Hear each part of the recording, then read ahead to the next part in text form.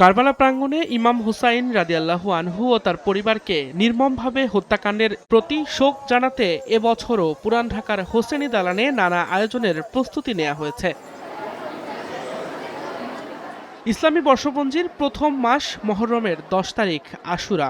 সে উপলক্ষে আগের দিন বৃহস্পতিবার হোসেনি দালানে ধর্মীয় অনুষঙ্গের পাশাপাশি নানা ঐতিহ্য পালিত হয়। বিশেষ করে তাজিয়া নির্মাণ ও প্রদর্শন, শোকের প্রতীকী আয়োজনের মধ্য দিয়ে নতুন প্রজন্মের কাছেও পৌঁছে দেওয়া হয় কারবালার ইতিহাস।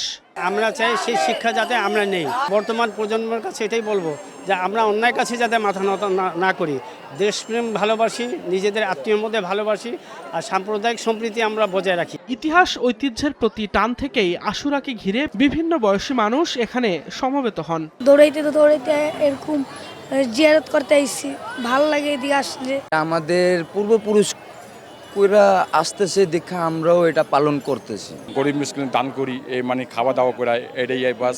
আর নামে কোরআন শরীফ পড়ি, বাস এগুলো আমরা করি, ইবাদত করি। এদিকে আশুরাকে কেন্দ্র করে নিরাপত্তা ব্যবস্থাও জোরদার করা হয়েছে। হোসেনি দালান ও আশপাশের এলাকায় বসানো হয়েছে অর্ধশতাধিক সিসিটিভি ক্যামেরা। হোসেনি দালানের প্রশাসনিক কর্মকর্তা জানান, আগত ভক্ত দর্শনার্থীদের সহায়তায় কাজ করছেন শতাধিক স্বেচ্ছাসেবক। আইন শৃঙ্খলা বাহিনী এবং যত গোয়েন্দা সংস্থা আছে, তারপরে আমাদের স্বেচ্ছাসেবক বাহিনী উপরে দালানের উপরে গেটে দুনো গেট প্রচুর আছে।